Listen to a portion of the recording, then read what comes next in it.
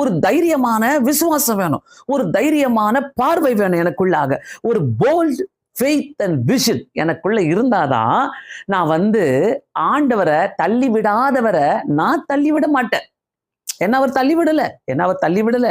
ரொம்ப அழகா அது வாசனையே இருக்கலாமான்னு இருக்குது. அந்த வசனத்தை சொல்லிக்கிட்டே இருக்கலாமா, அது எனக்கு தானே சொந்தம் அப்படின்ற ஒரு ஒரு நமக்குள்ளவே ஒரு எண்ணங்கள். ஏன்னா அந்த வசனத்தை, தெய்வன் தாம் முன் அறிந்து கொண்ட தம்முடைய ஜனங்களை தள்ளி விடவில்லை.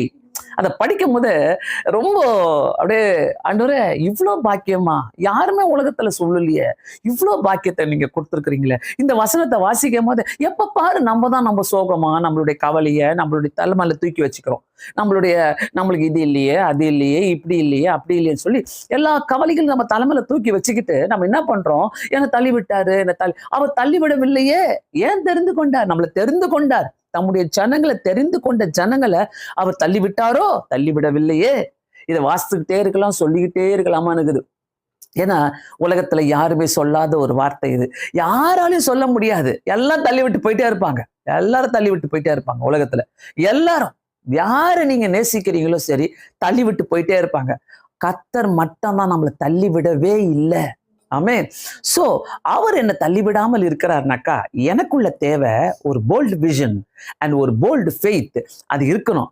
யோசேப்பு எடுத்துக்கொண்டால் ரொம்ப எனக்கு யோசேப்பை பேசாம இருக்கவே முடியாது இந்த இடத்துல.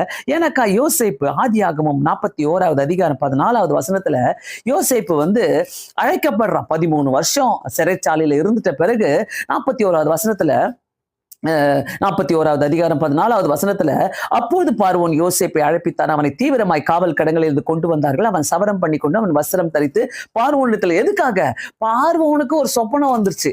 ஆல்ரெடி அவர் என்ன பண்றாரு, பானபாத்திரக்காரனுக்கு 40வது அதிகாரத்துல பாத்தீங்கன்னாக்கா, பானபாத்திரக்காரனுக்கு சொப்பனம் வந்தப்போ அவர் என்ன பண்றாரு, அதை அவர் அதை எக்ஸ்பிளைன் பண்ணி கொடுக்கிறாரு. இப்படிதான் சொல்லிட்டு. பானபாத்திரக்காரனுக்கு நல்லா தெரியும் யோசேப்பால ஒரு ட்ரீமை, ஒரு விஷனை தெளிவுபடுத்த முடியும் சொல்லிட்டு பானபாத்திரக்காரனுக்கு முடியும். ஆனால் பானபாத்திரக்காரன் அதை பார்வோன் கிட்ட சொல்ல மறந்துட்டான். 40வது அதிகார கடைசி வசனத்துல, ஆனாலும் பானபாத்திரக்காரனின் தலைவன் யோசேப்பை நினையாமல் அவனை மறந்து விட்டான். பார்வோன் சொல்றாரு, இப்படிலாம் எனக்கு ஒரு கனவு வருது, ஆனா பானபாத்திரக்காரன் மறந்து விட்டான். அந்த இடத்துல சொல்லல. கர்த்தர் மறந்தாரா?